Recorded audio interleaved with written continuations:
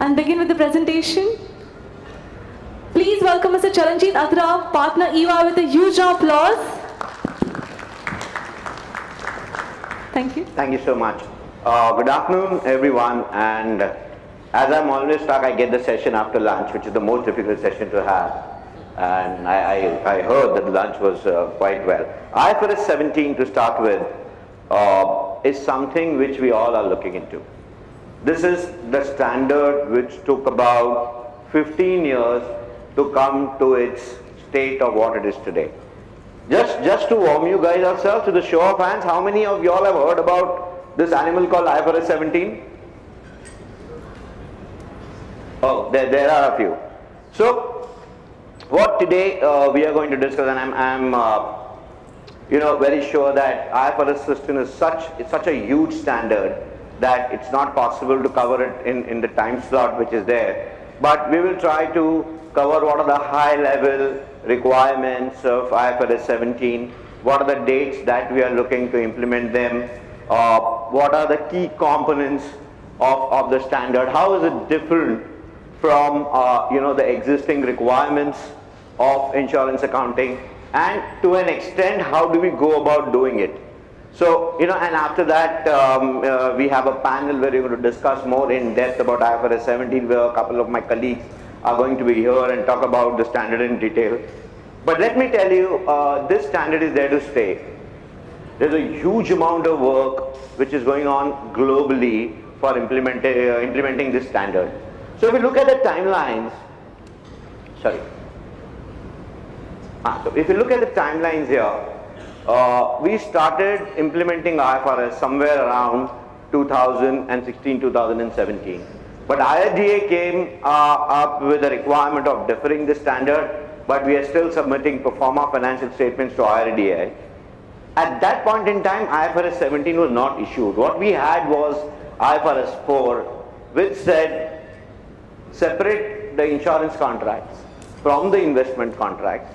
Investment contracts need to be accounted for as investments in accordance with IFRS 9, whereas insurance contracts, it allowed you to continue the accounting which was prescribed by the local regulators.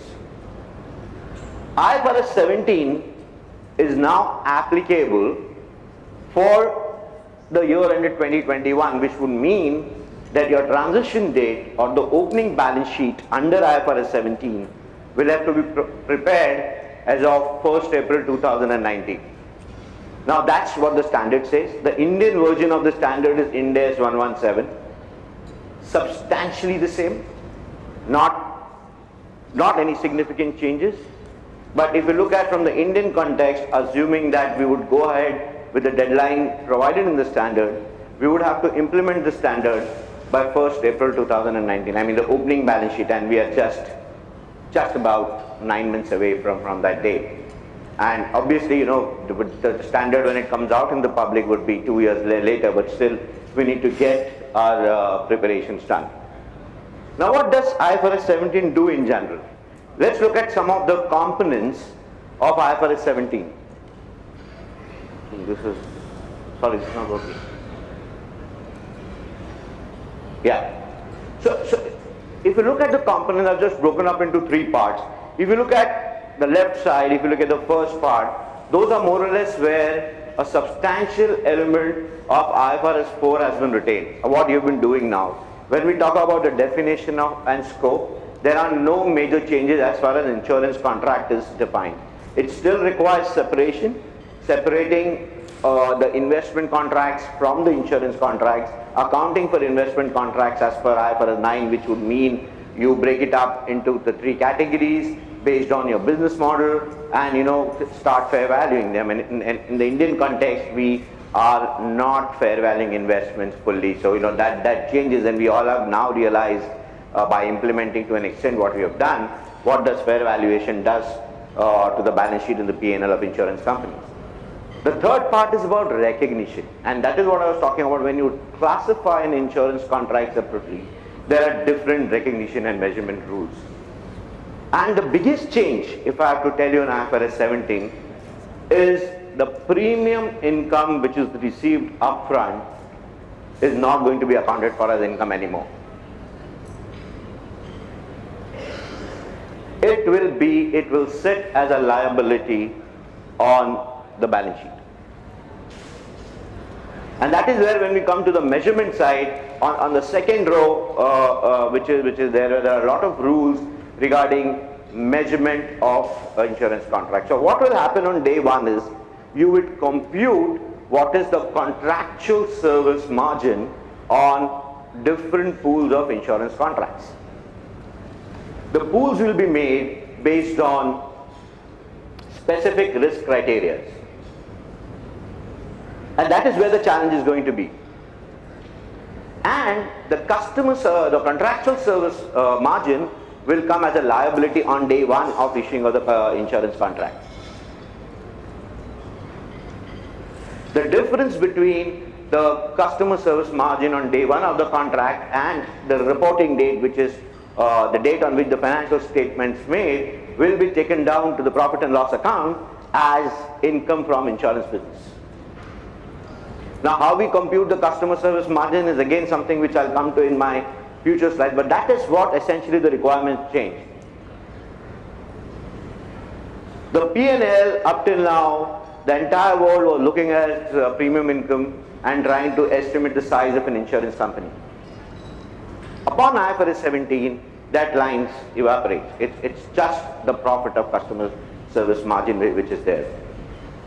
Another important part here is for all the people who are preparing balance sheets and looking at balance sheets. It's if for a group of contracts, if there is a loss on day one, if your CSM is negative, you will have to provide for in the P&L on day one. Even if that group of contracts is reinsured, you may account for a different income from a reinsurer, because your reinsurance asset and this liability will be grossed up, which we are doing even now. So you'll have to look at groups of insurance contracts which are, from a risk perspective, from a risk characteristics, are similar. Calculate the contractual service margins on it, and if it's a loss, provide upfront. If it's a profit, you take it to the balance sheet as a liability and value it every time, and the difference goes to the P&L. So that's what the essential change which is brought about by IFRS 17. And there are various discussions on how do you calculate the customer service margins and all those stuff. I'm sorry, there's too much this thing on the slide, but I'm trying to just run you through those items. So on the next slide we'll go on what are the three methods of calculating your CSM and calculating your cash flows.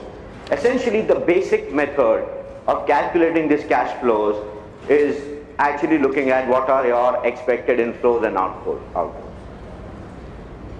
Then the question comes, and which has been a matter of discussion since when the insurance business started in India, and I have been fortunate to have lived that journey in my previous organization where I've started for an insurance company. And clearly, as per IFRS 17, for direct cost related to acquisition of an insurance policy, you may be in a way allowed to take it over a period and not upfront if your CSM is positive.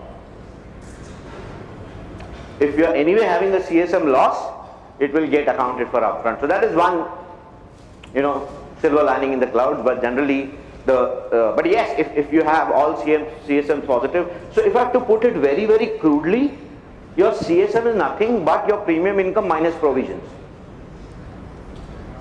And we look at the method of calculating it, but that is what it is. So right now you were showing premium incomes and provisions or claim provisioning as gross. It's been merged up to say, okay, what are the insurance from, or what is the income from insurance business. So that's what the presentation changes. The P&L will change entirely. And let me tell you, companies across the globe, and you must have heard, your global partners have already started working on it big time.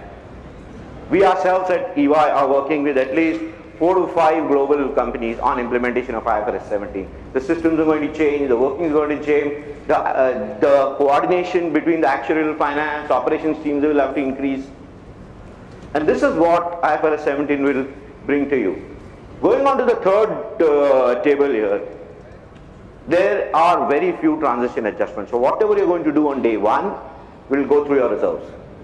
So on transition, you'll have to compute your CSMs, you'll have to group your contracts, and then arrive at what's going to be your unamortized CSM or value of the CSM on that date. And please understand, this is going to be in conjunction with the implementation of IFRS 9. So globally, not only IFRS 9 will get implemented, because if you remember, globally insurance companies were given an option to implement the old IAS 39 and not IFRS 9, which allowed certain investments to be classified in the AFS category and not, or in the held to maturity category and not mark to market. So both this things are going to come at one time. The standard says that it will reduce the mismatch on the balance sheet of an insurance company. Because what happens is, if you allow the asset sides to be marked to market or fair value, on the liability side, it still continues without getting fair value. So when you are present valuing the cash flows while calculating a CSM, you use a market rate. There are numerous disclosures which will come. On IFRS 17, one has to be aware of it. And obviously the presentation, just changes overall. So this is the broad key components of IFRS 17 which we are looking at now. We have, till we go to the public, as of now, as I speak to you, about 2.5 years left. But I think this will involve, and if anybody is an actuary sitting here or worked with the actuarial team, it will require a lot of actuarial assumptions and more detailed work to be done. So when I was speaking to some of the actuaries, and we were trying to work out, we have an actuarial team internally, many people felt, and maybe they're right, that it is very close to the EV computation that we did, or the actuaries did. And whether reflecting that EV on the balance sheet is a good or a bad practice, or is going to be good or a bad practice, is what the time to say. But the overall objective of IFRS or Ind AS is to ensure that the gap between the book value of a company and the market value is minimized. So with that objective, the standard has been introduced, and as I told you, it's taken more than 15 years and we've been waiting for quite long on some standard. We always felt that accounting for insurance really doesn't reflect the business what it is carrying on. And with CSM coming in, and the more I've started looking into it, actually with an outstanding CSM in the balance sheet, there will be enough information which will help the reader of a financial statement to make a good financial decision. Let us go into the three methods. The three measurement models, as we call, of IFRS 17. The general model, as we call it as, or the building blocks approach, as been termed by the standard, talks about valuing or arriving at your contractual service margin based on three elements. One, the present value of the cash inflows, would generally be a premium income expected over the period of the policy, particularly in life insurance policy, where the premium comes over the period, adjusted for financial risk. Two, present value of cash outflows, which would more be an actuarial number to say when are the cash outflows you're expecting, when are the claims expected to be paid, and all those stuff. So you estimate those cash outflows and present value them at the rate at which you are earning on your investment. So to get the market fair value aligned and reduce the cash outflows from cash inflows. Then you do a small adjustment which is called a risk adjustment, which would essentially mean adjusting your cash flows for non-financial risk. That again is a number which needs to be calculated actuarially to say what could be the risk, which could be lapse risk, which could be any other non-financial risk which an actuary does. So you have present value of cash inflows minus present value of cash inflows minus the risk adjustment, and whatever remains is your contractual service margin. Now if that is positive, you account for it as a liability on day one.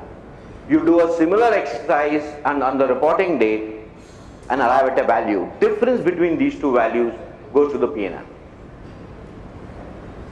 Logically, if you're doing a valuation day 1 and day 90, the valuation, the contractual service margin on day 90 will be lesser than day 1, and the difference will end up as a profit or as a credit to your income statement. The discounting factor that you're using, whatever is the impact of the discounting factor on these two numbers, will be shown as finance income. And then obviously you have the routine expenses and all the stuff that will come. But this is how the P&L will look based on the general model.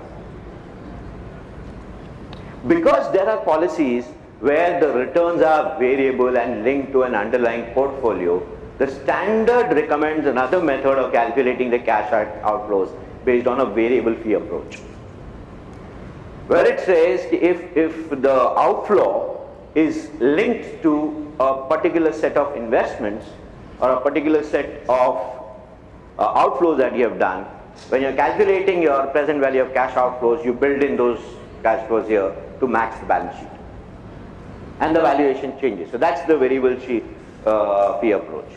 However, for certain contracts which are, sort of the duration is lesser, and what the standards say on lesser duration is around 1 year.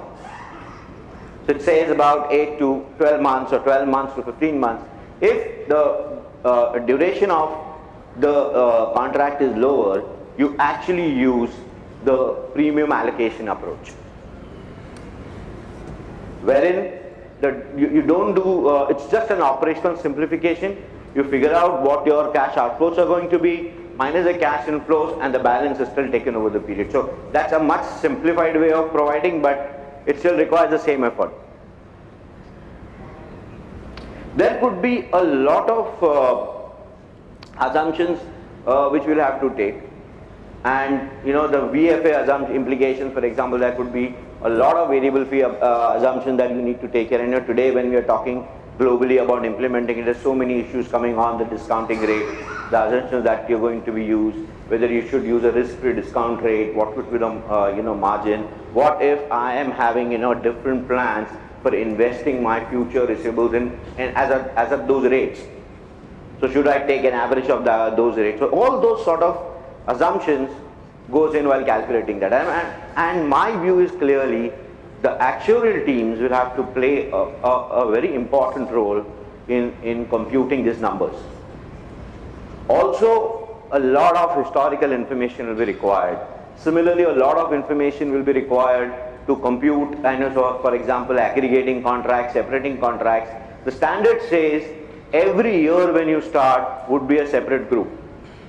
For example, the policies sort of sanctioned in year 1 would be a separate group, and policies sort of issued in year 2 would be a different set of group, and all those groups will have to be maintained, CSMs will have to be computed, and accordingly accounting will have to do. So it's a bit complicated, and you will require a lot of system support. So implementing this IFRS 17 is just not an Excel sheet or one thing which comes again and you do it.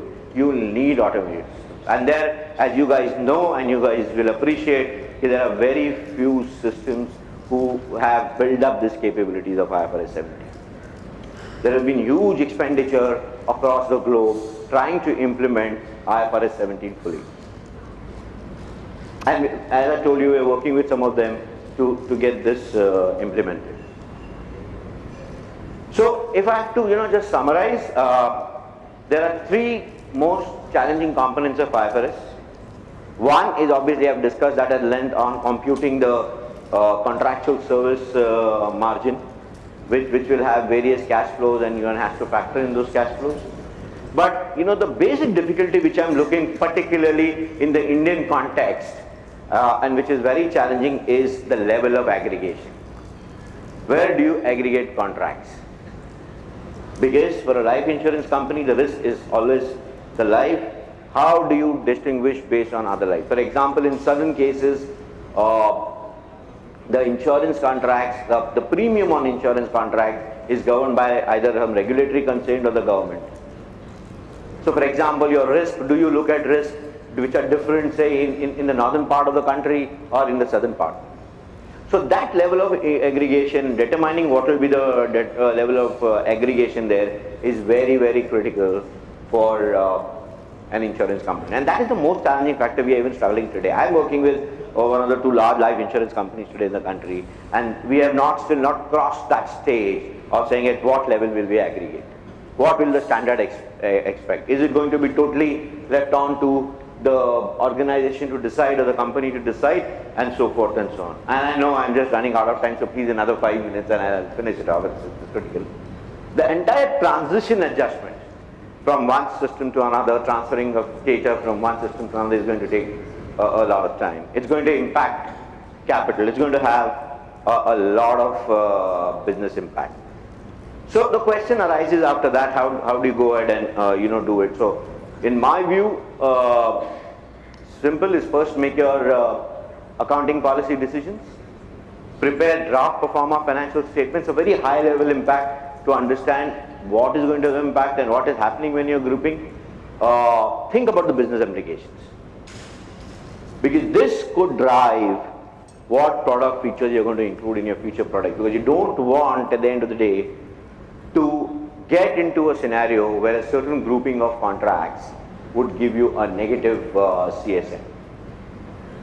And it's very important to, obviously the importance of creating a PMO or a project management office is never bad, and you'll have to create a proper project management office which will take care of technology, which will take care of accounting, the actuarial part, and all the stuff to do it. And I would personally suggest, and this is thing which I've been telling, two pilot tests, two high level tests to see whether you are understanding the impact of what you're getting. And so basically for successful IFRS 17 and IFRS 9 implementation, you have 5 boxes which you need to clear, 5 departments, 5 teams, I believe, in the organization, which will be very critical. I'm not saying that other teams won't be critical, but your finance teams, your actuarial teams, the technology teams, the business operations team, and the project management and transformation teams. So they'll have their own roles. Finance will have to look at accounting and disclosure requirements. Actuary will look at what are the model changes, what are the financial implications, what are the assumptions they're going to use. Technology will have to look at whether the existing systems are ready to support or what upgrades are required to be done to the existing systems to do it. Products, the business will have to look at the product pricing and so forth and so on. And then all this working together for the length of the project that you determine at the beginning of the project will help you in doing a successful implementation. So last but not the least slide, so this is what we are doing, and this is where I think we will be doing. So today when we are doing IFRS project, it feels like crossing a bridge while building it at the same time. So we don't have to comply with IFRS 17 and IFRS 9, but also at the same time build systems, because these numbers cannot be arrived without the systems. We are having a panel after that. We'll discuss more about IFRS 17, and I'm 2 minutes over time is what the ticker says. So thank you so much for being a nice audience. Happy to take questions when we discuss that in the panel. Thank you so much. Thank you so much. Can we stay back on stage? Kindly stay back, Mr. Charanjit. Thank you so much, Mr. Charanjit Atra, partner EY, for a wonderful presentation on IFRS 17 insurance contracts. I would request Mr. T.A. Ramalingam, Senior President Channels, Bajaj Allianz General Insurance, to kindly come on stage to felicitate Mr. Charanjit Atra.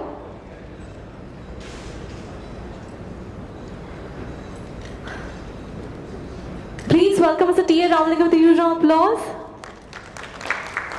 Thank you, Mr. Charanjit Atra. Thank you, Mr. T.A. Ramalingam, Senior President Channels, Bajaj Allianz General Insurance. Thank you, Mr. Charanjit Atra, partner EY, for a wonderful presentation.